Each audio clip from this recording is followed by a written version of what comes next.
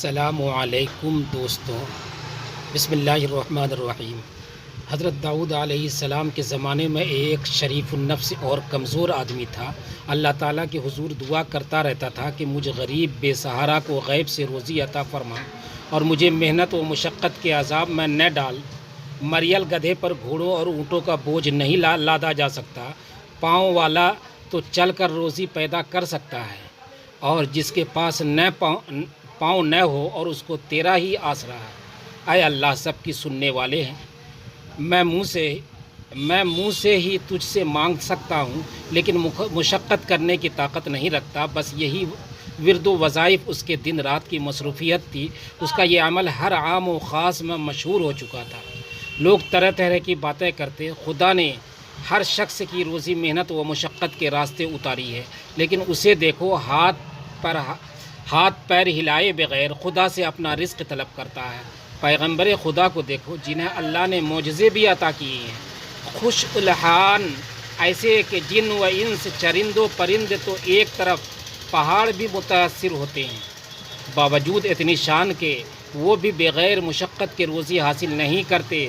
مگر اسے دیکھو، یہ ناکارہ انسان یہ چاہتا ہے کہ اسے بیٹھے بٹھائے خزانہ مل جائے اور کوئی کسب نہ کرنا پڑے۔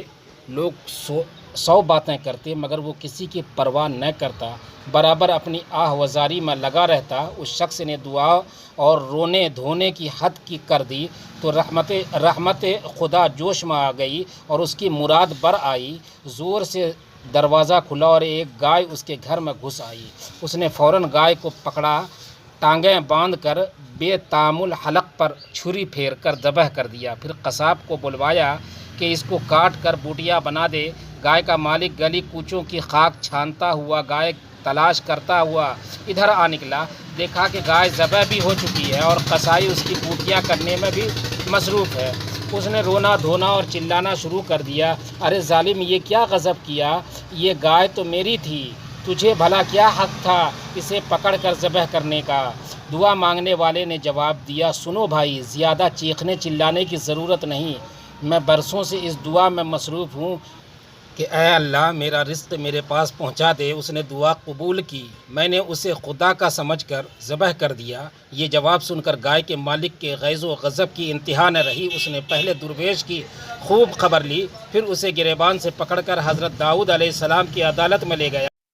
لوگوں نے گائے کے مالک کی باتیں سنی تو اسے حق پر قرار دیا۔ درویش نے اس بے بسی کی حالت میں آسمان کی طرف دیکھ کر کہا، اے خدائے رحمان و رحیم، تو اچھی طرح جانتا ہے کہ میں نے اپنی روزی کی تکمیل کے لیے سینکڑوں روز و شب آہ و زاری کرنے اور دعا مانگنے میں صرف کیے۔ میں نے جب اپنی مراد پائی تو یہ مجھے تیرا بندہ نافرمان سمجھ کر شیطان کی طرح کوس رہا ہے۔ اے اللہ، میں تو ہمیشہ تیرے ہی آگے دست سوال دراز کرتا رہا ہوں، تو میری پردہ پوشی کر لے اور مجھے ذلیل ہونے سے بچا لے۔ گائے والے نے چلا کر کہا، کی طرف کیا دیکھ رہا ہے؟ میری طرف دیکھ اور حقیقت کا سامنا کر۔ کیا تو سمجھتا ہے کہ خدا اور اس کے بندوں کو اس فریب میں مبتلا کر کے صاف صاف نکل جائے گا؟ مقدمہ حضرت داؤد علیہ السلام کی عدالت میں پیش ہو گیا۔ پہلے گائے کے مالک نے دعویٰ پیش کیا اور کہا، اے پیغمبر خدا، میری گائے اتفاق سے اس شخص کے گھر میں جا گھسی۔ یہ بندہ نہ جانے کب سے تاک لگائے بیٹھا تھا، اس نے میری گائے کو پکڑ کر ذبح کر ڈالا۔ آپ کے سامنے میری فریاد ہے کہ اس سے دریافت کریں کہ اس نے ایسا کیوں کیا۔ دعا مانگنے والے نے اپنی صفائی میں یوں عرض کیا، اس شہر کے سب ہی لوگ مجھے جانتے پہچانتے ہیں۔ آج تک میں نے کسی کا مال مارا، نہ چوری کیا اور نہ ہی ناجائز کسی کو پریشان کیا۔ میرا گزشتہ کئی سال سے یہ معمول رہا ہے کہ شب و روز بارگاہ الہی میں یہ دعا کرتا رہتا تھا کہ بغیر محنت و مشقت کے مجھے روزی عطا فرما۔ آخر مسلسل دعاؤں کے بعد اللہ تعالیٰ نے میری آرزو سنی اور یہ گائے خود بخود میرے گھر میں گھس آئی۔ میری آنکھوں میں اسے دیکھتے ہی نور آ گیا کہ حق تعالیٰ نے میری دعا قبول فرمائی اور رزق حلال بغیر محنت کے مل گیا۔ میں نے اللہ کا شکر ادا کرتے ہوئے اس گائے کو ذبح کر ڈالا۔ یہ شخص نہ جانے کہاں سے شور مچاتا ہوا آ گیا اور کہنے لگا کہ گائے میری ہے۔ حضرت داؤد علیہ السلام نے یہ سن کر فرمایا کہ ایسی معقول دلیل دے جس کی بنا پر تو نے گائے ذبح کی۔ تیرے بیان سے یہ ثابت ہوتا ہے کہ وہ گائے تجھے مالک نے دی نہ تو نے خریدی۔ دعا مانگنے والے کی آنکھوں میں آنسو آ گئے۔ اے پیغمبر خدا، ابھی بھی وہی کہنے لگے جو دوسرے کہہ رہے ہیں۔ ایک آہ دردناک اس کے دل سے نکلی اور اس نے آسمان کی طرف نگاہ اٹھا کر کہا، اے میرے دل کا درد جاننے والے، تو حضرت داؤد علیہ السلام کو روشنی عطا فرما اور انہیں حقیقت حال سے آگاہ فرما۔ یہ کہہ کر وہ دھاڑیں مار مار کر رونے لگا۔ اس کی آواز میں ایسا درد تھا کہ نہ صرف سنگ موم ہو گئے بلکہ حضرت داؤد علیہ السلام کا دل بھی دہل گیا۔ انہوں نے گائے کے مالک سے کہا کہ اس کا فیصلہ ایک دن کے بعد کیا جائے گا۔ پیغمبر خدا اپنے حجرے میں داخل ہوئے اور اپنی عبادت گاہ کا دروازہ بند کر دیا۔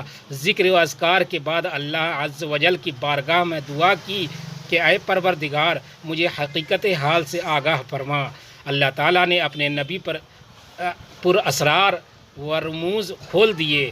دوسرے دن دونوں کو طلب کیا گیا۔ حضرت داؤد علیہ السلام نے یہ فیصلہ دیا۔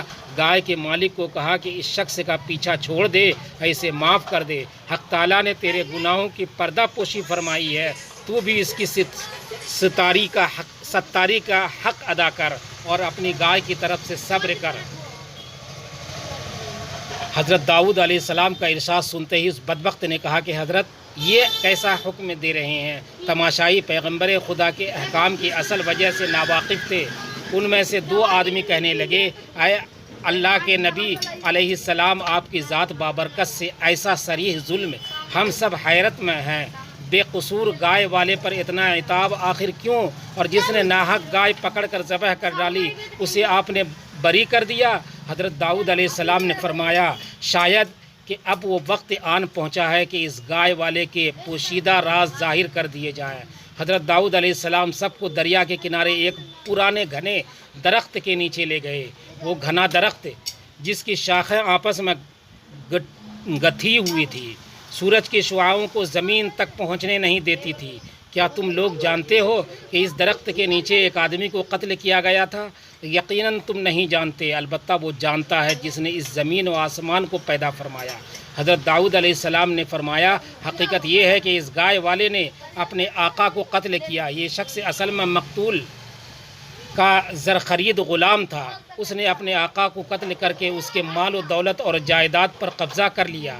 مظلوم دعا مانگنے والا اسی مقتول کا بیٹا ہے۔ پھر اس بے رحم اور سنگ دل شخص نے اپنے مقتول آقا کے کمسن یتیم بچوں پر ظلم ڈھانا شروع کیا، ان سے سب کچھ چھین لیا۔ یہ نمک حرامی پر اتر آیا کہ اس کے آقا کے بچے دانے دانے کے محتاج ہو گئے۔ اس مردود نے اپنے گناہوں کا پردہ خود ہی فاش